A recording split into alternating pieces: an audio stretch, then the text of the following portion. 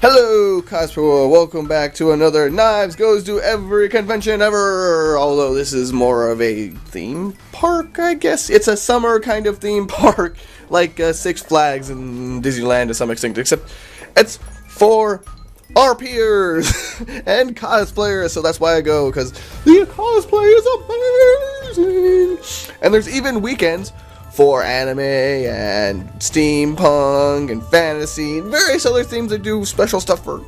So yes, go. If you look up on the event page, they listed. There's some good stuff there for people who have specialized taste and want to see certain things. Typically, I go towards the end of the year. I believe it's like Labor Day weekend, where it goes nuts. It's got a lot of stuff, but that's towards the end. This year we went on opening weekend. Yes. And we got there and it was fresh and shiny and the grass wasn't all trampled, and yay! I got to see all the new shiny things that they did. So, for anyone who has not seen one of these videos, because I've been going to this for a few years and I've been updating people on what's going on, I, of course, fed the turtles, as I always do. I love feeding the turtles. And the fish. It was mostly fish. They weren't quite awake yet. I don't know. Maybe they wake up towards the end of the year. Or become active or something, I don't know. Anyway, they, of course, added more buildings to it. And the great thing I love about the Ren Fair, the Bristol Ren Fair, is unlike other kind of places like this, it's far more engrossing and it's nice. It's not fake. It's not artificial. It's when you're walking, everything is lumpy and off center, and the grass is dying. It's not artificial, and there's no roped off kind of areas. Okay, there is kind of areas you're not supposed to go into, but still, it's none of those fake rock things that just annoy the shit out of me. And placement of trees where people can't possibly ruin them. There are trees that get ruined because people are bad people. So it's very organic and it's a very real kind of feel to it. This is only added to it by the fact that regular goers, like the people who have season passes and stuff like that, go there and they have basically characters that they enact over the weekend. And so they add to the richness and fullness of the experience, aside from, the, of course, tons and tons of shows that go on, like probably 3 at once at any given time, at least, because people go there and it's kind of like a tip system. You show up and the shows are completely free, and if you want to tip, you totally can, you totally can't, or you can choose not to, whatever the case may be. But these amazingly talented artists go and show off what they can do. I believe maybe people might be familiar with the Whip Guy, kind of, because he's the Whip Guy. There's other artists and other skilled craftsmen there selling their good things. And always the best of, like, Ren Fair kind of stuff. As you may have noticed, I've been putting pictures of, like, the architecture. It looks amazing. Anyhow, what's new this year that they updated? Well, there's a few more buildings here and there. The Leather Guy, which we always go to for supplies, has been given a really updated shop by the lake. He's got a little pier even out there that he has. I think he's going to try and do lessons and sessions on how to work with leather, which is just an amazing idea. I hope he goes through with it. And there, of course, which was desperately needed in the past years, more seating! Yes! You're walking along, and a lot of times the only places you can sit are where you would eat. So they added benches and stools and various other things in shaded areas to allow for people to rest. Oh my god, it's so much needed.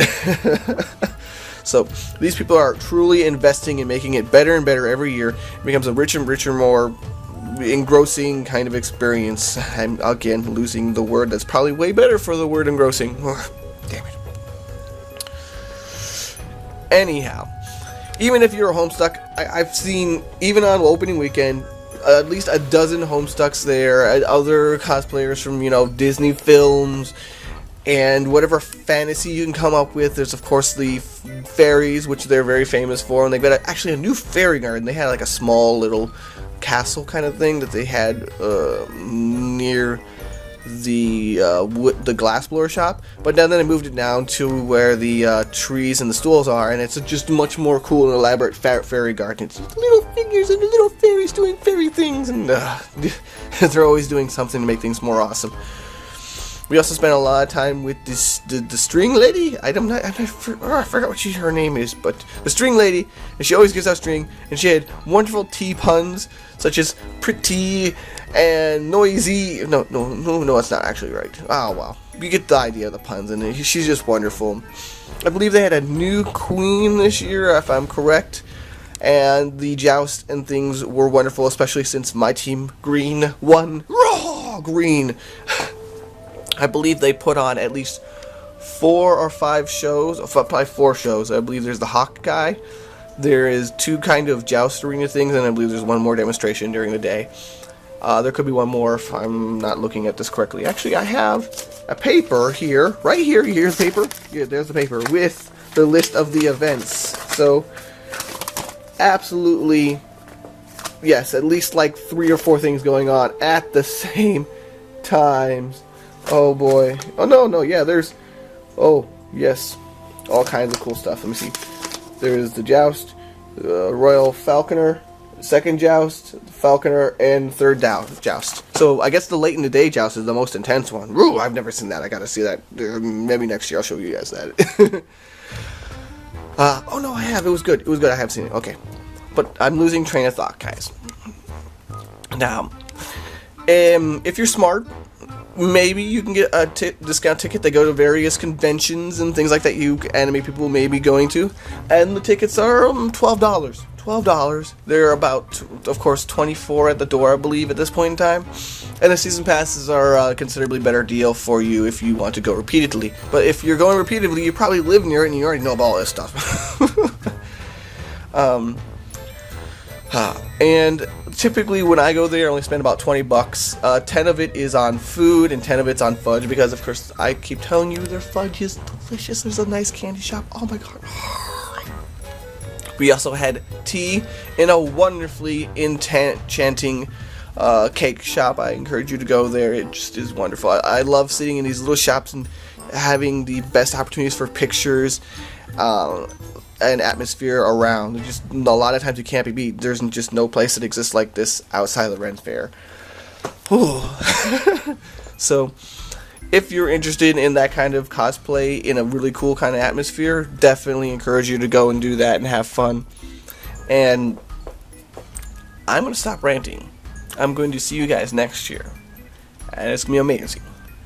I hope you guys go to the Bristol Renaissance Fair. See you guys. Good times to all.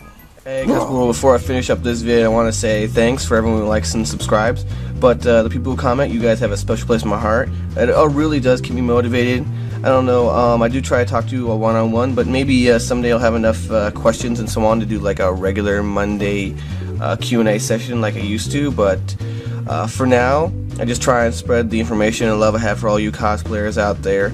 I don't know if you know someone who needs help, if you see someone who could use a heads up and maybe is new to the cosplay community, maybe hasn't seen some of these kind of informational videos, let them know. It really helps me out. I'm gonna go make more vids, have some fun, make some stuff, do cosplay things. Thanks for watching, guys.